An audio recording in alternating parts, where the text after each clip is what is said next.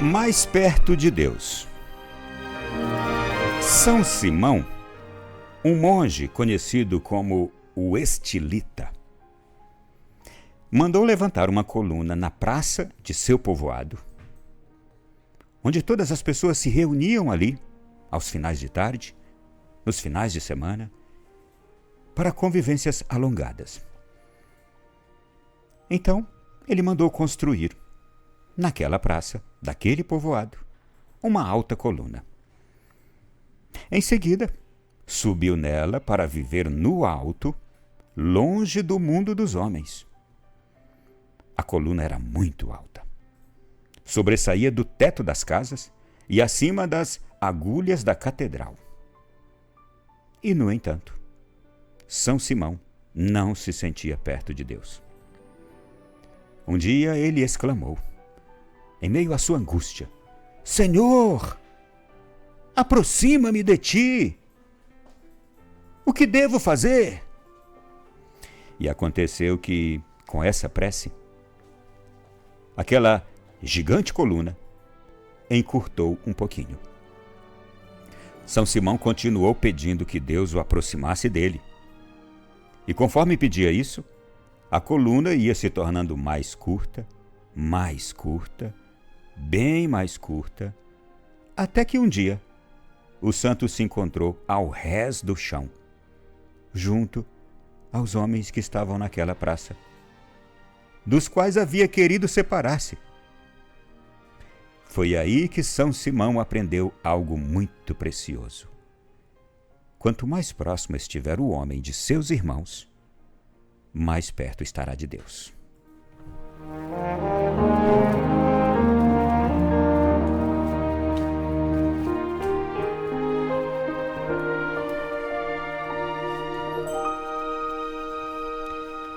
Meu irmão e minha irmã, só faz sentido estar nesta vida se for para estarmos a serviço de Deus, perto das pessoas. Estar a serviço de Deus quer dizer estar perto das pessoas para ajudá-las. Só faz sentido estar nesta vida se for assim. Mas é interessante que o sentido da nossa vida, quem dá é o próprio Deus. Ele já nos deu esse sentido. Todos nós já nascemos com esta vocação dentro de nós. Alguns poucos teimosos, talvez eu esteja entre eles, não sei você, vamos nos distanciando da nossa vocação. E quando vamos nos distanciando dela, a gente vai deixando de cumprir aquela que era a nossa missão na vida. E por isso, as doenças que a gente vai pegando. As tristezas, as angústias, as raivas, as irritações, as tais das depressões, os estresses. Porque a gente vai se distanciando daquela vocação que Deus colocou dentro de cada um de nós. Distanciar-se da vocação é igual a frustração. Pode pegar a frase. Escreva numa lousa aí na sua casa, escreva na parede, na porta da geladeira. Distanciar-se da minha vocação é igual, coloca o sinal de igual, frustração. E qual é a minha vocação? Eu sou de Deus, eu nasci para ser de Deus. E sendo de Deus, eu sou para os outros.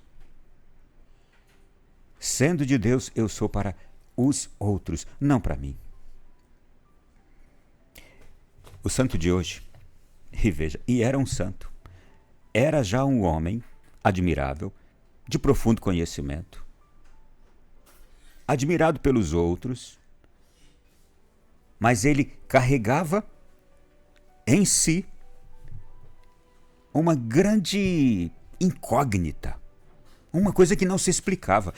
É igual a gente muitas vezes olhar, desculpa agora, gente, para uma pessoa que a gente ama muito, é uma pessoa muito boa, mas tem uma incógnita nela, tem uma coisa nela que eu não entendo, não é? É igual você olhar para o seu padre, e aí o seu padre é um homem maravilhoso, mas tem alguma coisa no meu padre que eu não entendo. E assim por diante, tá? E assim por diante.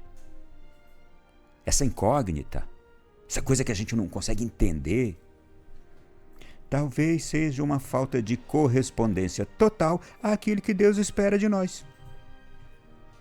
Uma correspondência total daquilo que Deus está nos pedindo. E não é por maldade, não. É porque talvez a gente se deixou enganar, a gente se deixou seduzir por alguma outra coisa que nos desvia o olhar. E aí a gente está numa angústia. Esse santo aqui, veja, era um homem de Deus, um monge anacoreta naquela época, eram os monges mais admiráveis, homens de oração, pessoas de oração. Gostavam de estar ali na solidão, em oração com Deus. Você imagine, como é que uma pessoa dessa, que gosta tanto de Deus, dedicava horas e horas à oração, queria estar longe das pessoas, não suportava o povo, a ponto dele mandar fazer essa coluna no centro da Praça do Povoado. E olha, se foi ele que mandou fazer essa coluna, ele era o monge-chefe. O monge-chefe, imagine. Ele tinha poder. Então, provavelmente ele era o monge-chefe. O superior dos outros. Devia ter discursos lindos sobre Deus, sobre espiritualidade. Conhecia tudo sobre virtudes. Mas nele havia uma incógnita. Ele tinha uma incoerência em si. Não gostava de estar no meio do povo. Não gostava de gente, sendo que ele veio para estar a serviço do povo, perto do povo. Deus nos chamou todos a essa vocação. Estamos aqui para servir aos outros. E ele precisou aprender uma lição. E que Deus ainda deu a graça sobrenatural de que ele aprendesse em meio a feitos extraordinários. O que Deus fez? Esse homem construiu a coluna e cada vez que ele clamava a Deus, Senhor, aproxima-me de ti, eu quero me sentir mais próximo de ti. Cada clamor que ele fazia nesse sentido, a coluna ia diminuindo, até que ele ficou no nível do chão, perto das pessoas de quem ele fugia. Meu irmão e minha irmã, tem alguma coisa em nós que a gente está fugindo? Tem alguma coisa que a gente não está vivendo bem? Talvez a gente tenha já, na nossa vida, de 10 pontos, a gente tenha 8 pontos que a gente vive super bem. Nós somos admiráveis, todo mundo nos elogia, todo mundo gosta de nós, falam bem de nós, aquela coisa toda. Mas aí tem um pontinho ou dois para completar os 10, que nem nós temos coragem de nos elogiar, que nem nós temos coragem de aceitar qualquer palavra que venha sobre aquilo. E que também, nesse um pontinho ou 2 pontinhos, a gente precisa crescer. Foi o que aconteceu com este santo, o estilita São Simão, um anacoreta, que vivia nos pórticos, que vivia naquele tempo de muito deserto, em meio também a muitas experiências de solidão com Deus. E aí a grande lição que ele aprendeu foi essa: quanto mais próximo eu estiver do homem, mais perto eu estarei de Deus. E quantos de nós, ao tentarmos nos aproximar de Deus, não esquecemos daqueles que necessitam de Deus? Gente, é como vou usar um exemplo agora, que todos vão entender. É como nós nos tornarmos médicos e não queremos atender a nenhum doente. Você já viu isso? É possível isso. Mas gostando de estar no consultório, com nossos títulos, coloca na parede os títulos, os cursos que você fez, deixando de lado aqueles que precisam de quê? Do conhecimento adquirido que você teve, da sua presença como médico,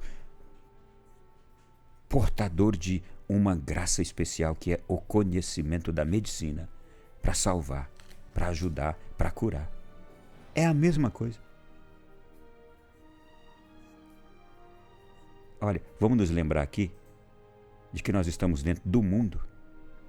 E Deus nunca quererá que a gente se esqueça daqueles que Ele próprio nos envia para falar dele. Como é que eu estou no mundo?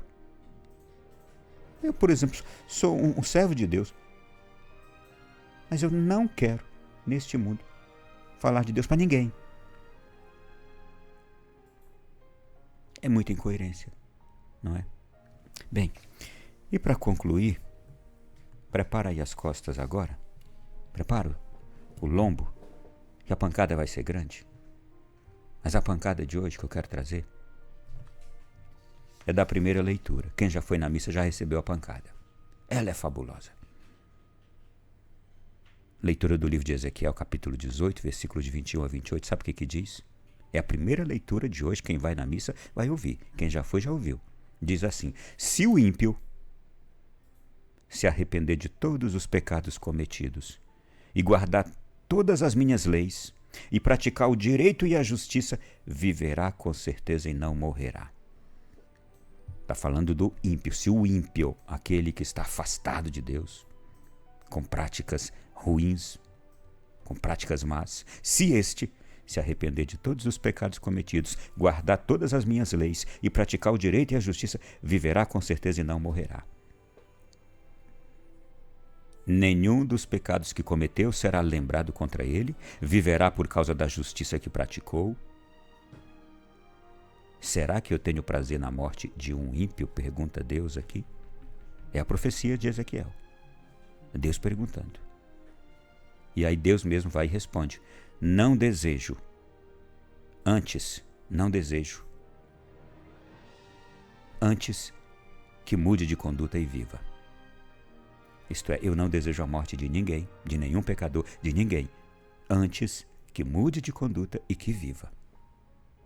Mas se o justo, agora fala do justo, e lembre agora de São Simão aqui, o santo da história de hoje.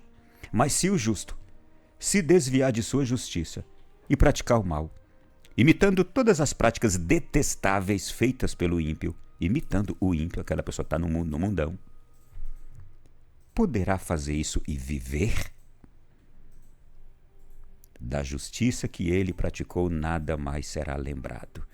Era uma pessoa tão boa, já fez tanta coisa boa nesse mundo. O que tem agora, no final da vida, cometeu uns erros, uns deslizes. Depois de alguns anos, cometeu alguns pecados, deslizou, desviou. Os crentes falam desviou, né? Desviou. Olha o que fala a palavra de Deus. Da justiça que ele praticou, nada mais será lembrado. Por causa da infidelidade do pecado que cometeu, por causa disso, morrerá.